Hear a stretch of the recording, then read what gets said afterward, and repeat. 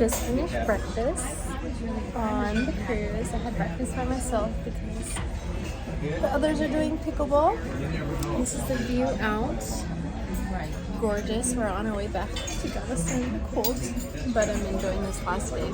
It is the last day of the cruise, and we're at lunch. And oh my goodness, wonderful cruise salad. I'm curious to see if So stuffed, but also thinking about the frozen cold on the way back. Ah!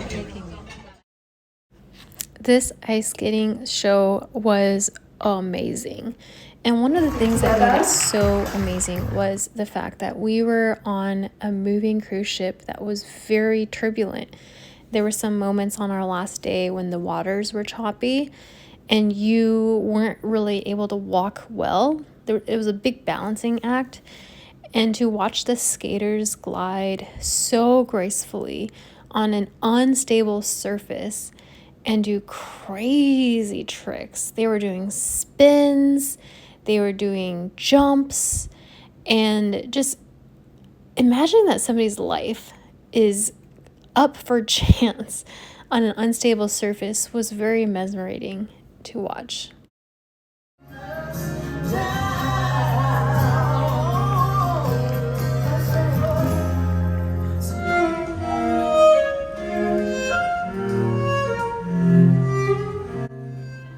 This is one of my favorite dances, maybe because I am a musician at heart, but I just love how the strings evoke such strong emotion through the use of silence and rhythm and just raw sound.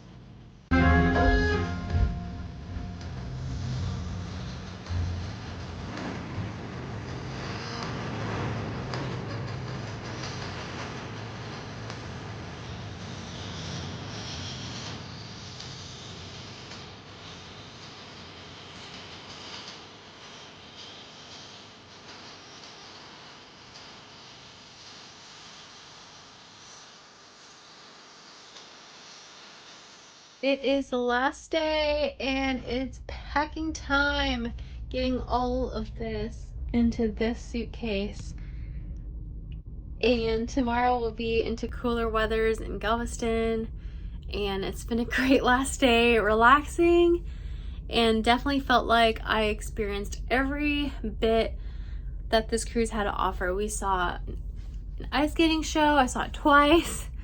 I saw Columbus again, the musical. I ate at the dining restaurant 3 meals, and also went to the hot tub and just really enjoyed and had one last glass of tea and a lemon cookie, and I am stuffed to capacity.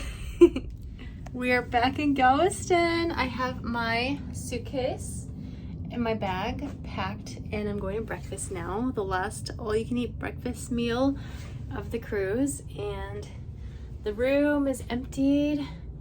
It has been a wonderful stay. Wow, I'm so grateful for this trip. So I am headed over to breakfast. We're back to reality now, on the trolley, back to the parking lot, back to the cold. It had to flood half of its ship because it needed the guns to reach further, and they're already ranked as high as they could go, so it flooded the ship to lead the ship back to shoot further. And cruise is over. We drove back yesterday, and I was so tired. I slept at 10:30. And it was a good tired. Took a bath last night and just soaked. And it's kind of crazy. I'm back in reality now. Applied for jobs because I am on the job search. And it is raining outside. I'm glad I delayed my drive back because I woke up this morning with warnings of black ice and just being very dangerous with slippery road conditions. So drinking coffee, trying to take the remaining residue of this dip nail polish that I try to save money on and apply by myself. I think it was good for a second try. I actually did 2 tries before I left, and the first try was just horrendous. So I redid it. It can't be too good for my nails soaking in acetone, but what are you gonna do? I think looking back just one day after the cruise, it just feels like a whole different world. Kansas City is cold and icy.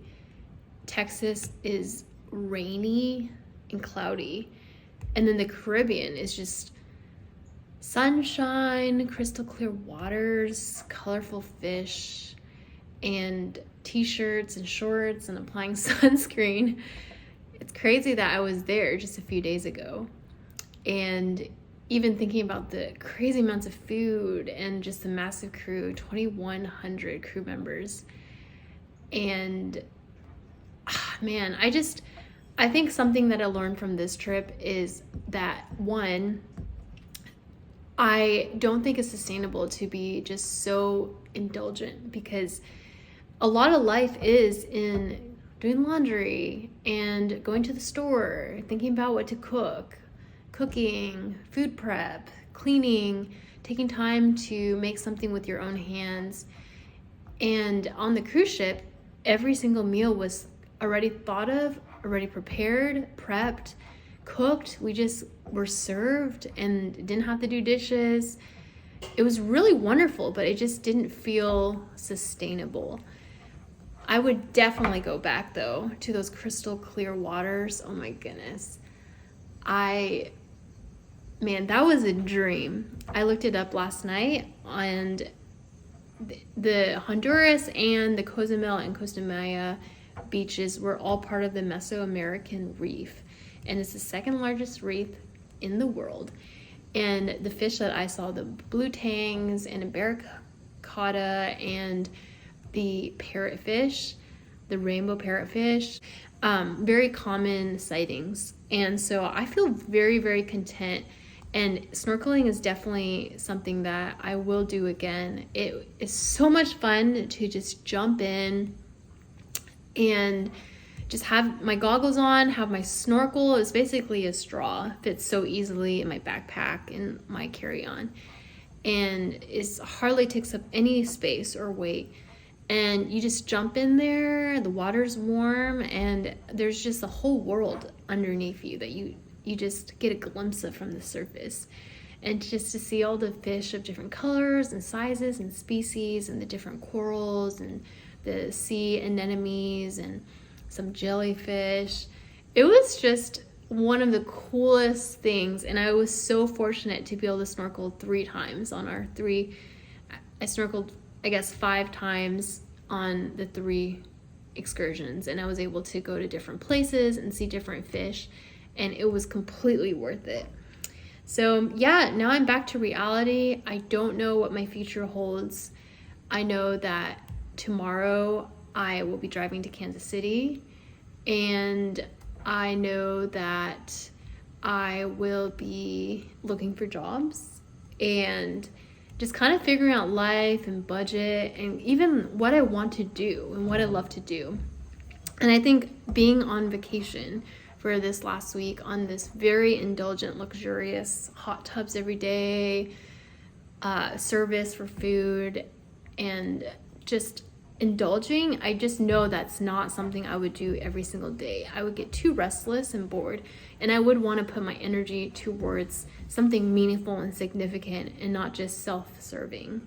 So that's my wrap up. I'm still trying to get the grime off my nails because you're supposed to use 100% acetone nail polish, and I looked in the cabinet and only found the non-acetone one, so I'm just seeing how it works. It's not working that well, but I'm trying. So I'll see you maybe the next time in Kansas City. Maybe.